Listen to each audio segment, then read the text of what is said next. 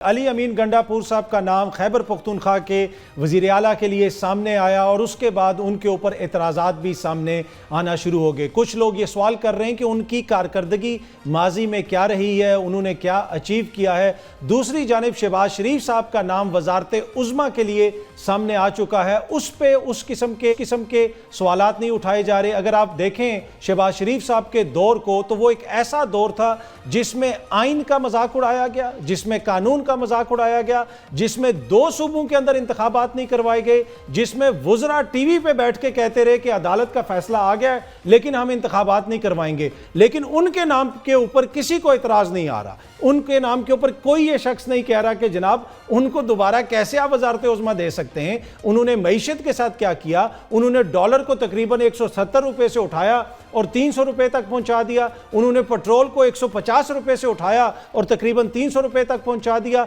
उन्होंने 20 किलो आटे के थैले को 1100 रुपए से उठाया और तकरीबन 3000 रुपए तक पहुंचा दिया। लेकिन उनकी कारकर्दगी के ऊपर कोई सवाल नहीं आ रहा। इसी तरह दूसरी जानिब जो मरियम बीबी हैं, उनका नाम पंजाब की वजारत आला के लिए सामने आया।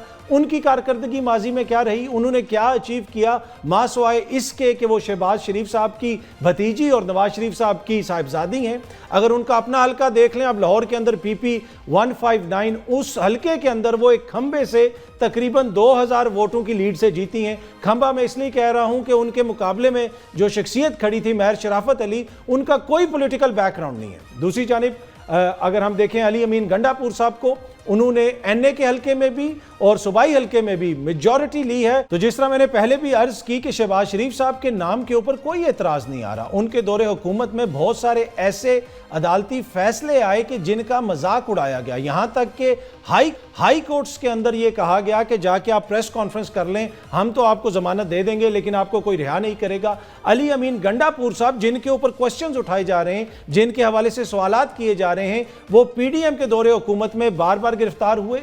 मुख्तलिफ शहरों की पुलिस के हवाले उनको किया गया, कभी उनको एक जेल में भेजा गया, कभी दूसरे जेल में भेजा गया। हम ये नहीं कहते कि उनका कोई कसूर नहीं था, हो सकता है उनका कोई कसूर हो, अब अदालतें ये फैसला करेंगी जब ये मुकदमात चलेंगे। लेकिन जो क्वेश्चंस अली अमीन गंडापुर साहब से किए जा रहे हैं, वही क्वेश्चन अगर किसी से बनते हैं तो वो शहबाज शरीफ साहब से बनते हैं, उनकी हुकूमत से बनते हैं। इसलिए कि वो लोग जिन्होंने 16 माह के दौरान पाकिस्तान की इकॉनमी को एक तरह से उस दहाने पे पहुंचा दिया कि लोग ये कहना शुरू हो गए कि हम दिवालिया हो जाएंगे, उन्हीं के हवाले दोबारा हुकूमत दी जा रही है। और शहबाज शरीफ साहब दोबारा वजारत उज़्मा के उम्मीदवार हैं, लेकिन सवाल कोई नहीं कर रहा। मुल्क के अंदर शहबाज शरीफ साहब की जो कारकर्दगी थी वो तो मैंने आपको बता दी। बैनुल-अक़वामी सतह के ऊपर ये हमें किस तरीके से वहां पे हमारी नुमाइंदगी करते रहे, जरा ये भी देख लें।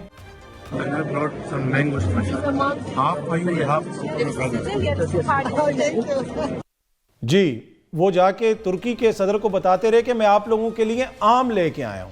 यकीनन इन आमों की वजह से पाकिस्तान में बहुत बड़ी इन्वेस्टमेंट आई होगी और शहबाज शरीफ साहब और उनकी जमात और उनकी हुकूमत हमें बता सकेगी कि जनाब इतनी बड़ी इन्वेस्टमेंट आई थी, इतने अरब डॉलर आए थे और हमने ये आम दिए थे और उसका ये फ़ायदा हुआ था। और वैसे जब वो दुनिया में जाते थे तो आगे से दुनिया उनसे क्या कहती थी, क्या पूछती थी, ये शहबाज शरीफ साहब ने खुद कौम को बताया।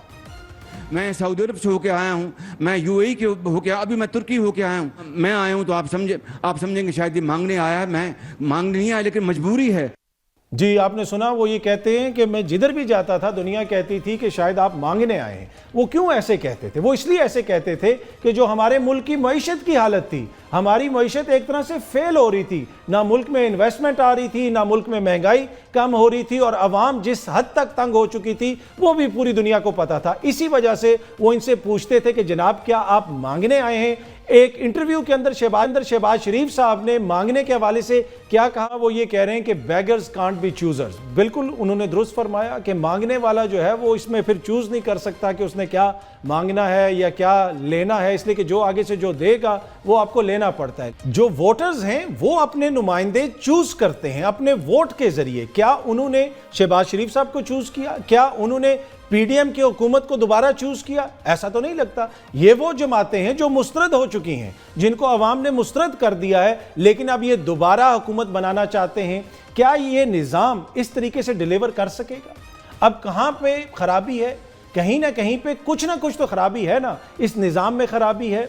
या इस जमहूरियत में खराबी है या इस सियासत में खराबी है? ये बड़ा इंपॉर्टेंट क्वेश्चन है। इसको हमें देखना पड़ेगा कि इस निज़ाम के अंदर वो लोग जो तकरीबन फेल हो चुके थे, जिनको अवाम ने मुस्तरद कर दिया था, वो दोबारा हुकूमत बनाने की बातें कर रहे हैं। क्या अब हमें इस निज़ाम को बदलना पड़ेगा? क्या अब हमें लोगों को बराह रास्त जो है अपने लीडर चुनने के लिए कोई मौके देने पड़ेंगे? अब जिस तरह शहबाज शरीफ साहब कह रहे हैं कि हमारी हुकूमत बनेगी, जरदारी साहब कह रहे हैं कि हम भी इस हुकूमत का हिस्सा होंगे, लेकिन जनाब हम हिस्सा नहीं भी होंगे, हम वजारतें नहीं लेंगे, तो बेहतर नहीं होगा कि फिर शहबाज शरीफ साहब खड़े हो जाएं, नवाज शरीफ साहब खड़े हो जाएं, जरदारी साहब खड़े हो जाएं, कोई और मोअज़्ज़ज़ शख्सियत खड़ी हो जाए और लोग डायरेक्ट अपने लीडर को चुन लें, डायरेक्ट वोट डाल लें। लेकिन अब देखते हैं कि ये चीज़ें आगे किस तरफ जाती हैं। दूसरी